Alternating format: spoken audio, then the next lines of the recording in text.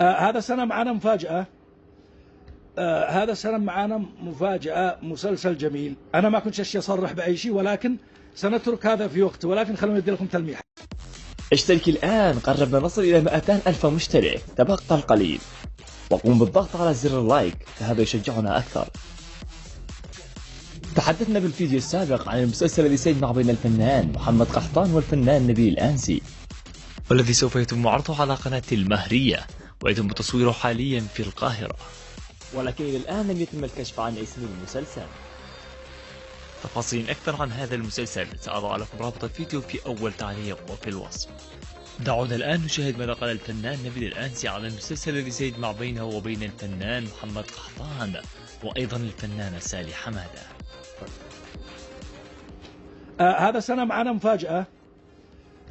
هذا السنة معنا مفاجأة، مسلسل جميل. أنا ما كنت أصرح بأي شيء، ولكن سنترك هذا في وقته، ولكن خلوني أدي لكم تلميحات. من أجمل الأشياء، من أجمل الروائع التي ستكون في هذا العام، شيء أنا كنت أحلم به وأتمناه، هو اجتماعي بفنان ونجم. لقائي أنا نجم كبير كلكم تحبوه، كلكم لا خلاف ولا نزاع على محبته. فنان جميل جميل جميل من الفنانين الثقال، وفنانة أيضا معنا هذا الموسم من الوزن الثقيل. وكأن المهرية تتعمد المهرية، وكأني بتتعامل مع لاعبين كرة قدم. اشترت ممثلين، اشتروا هذا السنة لاعبين صدق. فالله يستر، الله يستر. فأنا قد بنهم أدوارنا، بنهم عملنا هذا السنة. فأنا مش أصرح بأسماء، خايف أتعاقب. وأنا نسيت ما استأذن للأمانة، ولا كنت أكلمكم لما أخذ الإذن من شركة الإنتاج. حبيب القلب عباس الصبياني، يا ناس شرفني. المشاهدون الكرام من المملكة العربية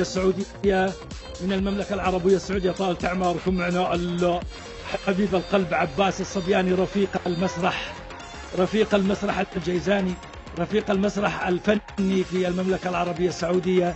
هذا هو، كان مقدم مسرحنا، وكان شريكنا أيضا في الأعمال الدرامية المسرحية.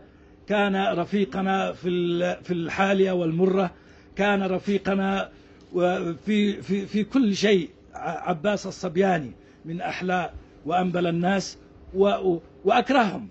أنا قد اتضاربت أنا وهو على فكرة، أنا قد اتضاربت أنا وعباس، بس مضرابة حبايب. يعني كيف مضرابة حبايب؟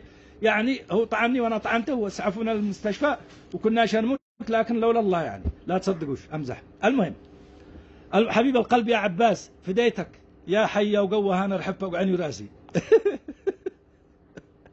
يا حية يا حي. نورت البت يا سند، بنوركم يا حبيب، أنا فدال قلبك.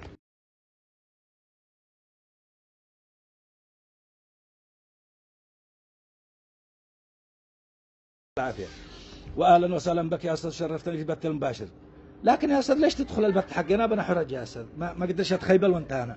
لكن عادي والله، لا تخيبل. أنت قدك تعرفني على أساس ما تعرفنيش. قد تخيبلت بذنبك يا. صح والله، أنت المخرج صح. ها أستاذ فلاح، أنت اللي خرجت همي همك. لا والله. وأنا الذي كنت أتزنبق. قال لك بنحرج منك إذا أنت موجود. قد قلبت المحبس.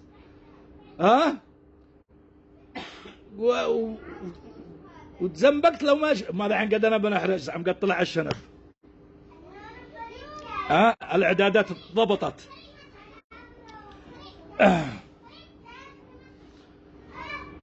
حبايب قلبي يا أستاذ، حبيب قلبي يا أستاذ، حفظك الله وحفظ الله لمن وهلا، آمين يا رب. حتى زنبقة تليق تلك العجوز. للأمانة بيجي لي ضيق عليها للأمانة. لو واحد بيحاول إنه يستنقص منها، مش بيحاول يعني، ما بيدركش إن الشخصية هذه كم أضحكته يوم من الأيام، كم أسعدته يوم من الأيام. أنا ما بنافقش نفسي للأمانة، أنا ما بنافقش نفسي ولا نافق زنبقة للأمانة. دخلت كل بيت، هل هناك من ينكر ذلك؟ زنبقة دخلت كل بيت وضحكت الناس، ضحكت الكبير والصغير، وضحكت سمعتوا ودور أحببته، وأكرر أنني كسبت محبة كثير من الناس بسبب هذه العجوزة الجنية الصباحة، وأحبها للأمانة، أحب العجوز هذيك لدرجة أننا أحيانا أشتاق لها، لدرجة أننا مرت تخيلت هكذا وأنا في أرض المحشر، قلت تخيل وأنا في أرض المحشر أبصر زنبقوي خاطم من قبالي، أنا عاد سيري تقول أدخل الجنة وأنا وهي بتتنبع هي أنا عاد سيري يا بنت الكلب الجنة ليش؟ وأنا اللي ضحكتهم، أنت ما سويت لهم، أنا اللي ضحكتهم وأنا اللي سويت وأنا اللي أنت ما فعلت، جالس مخزن وجالس تدخن وجالس تخيبل لك في البث المباشر وأنا سويت لك كل شيء. سمعتوا؟ المهم حياكم الله جميعا. ضحكت العالم، لا مش العالم، لا مبالغش. إن شاء الله يا حبيب، إن شاء الله يا حبيب يا أبو عزم، إن شاء الله القادم أفضل بإذن الله، وإن شاء الله بالشخصيات أفضل وأروع. بيض الله نص وجهك، بيض الله نص وجهك. كيف الحال يا زنبقة؟ ما ملاش عينك عشان أبدأ الحين أدخل لك من تحت باب الفيسبوك أنعثك ملانا يا أخي عيب عليك، احترمي نفسك. خلاص زنبقة انتهيت، الله يصيبك يا فهد القرن أين ما انت، الله يجعل لك كارثة، الله يجعل لك الساحقة والماحقة يا فهد القرن. شمتك بي بهذه الشخصية لكن الحمد ضحكنا العالم، ضحكنا العالم هذا الجميل. الحمد لله أدخلنا سرور لكل بيت. أسأل الله عز وجل أنه يجعل تلك الابتسامات والضحكات في ميزان حسناتنا. هو أعلم بالنية والله العظيم، هو أعلم بما في النية، أعلم بما في القلب. لم تكن النية لأي شيء يغضب الله نهائيا، كانت من أجل إسعاد الناس في وقت كان الناس يحتاجون فيه للابتسامة والضحكة. كانت النية مصفاة، لهذا كسبت حب كبير من الناس. الحمد لله وشكرا.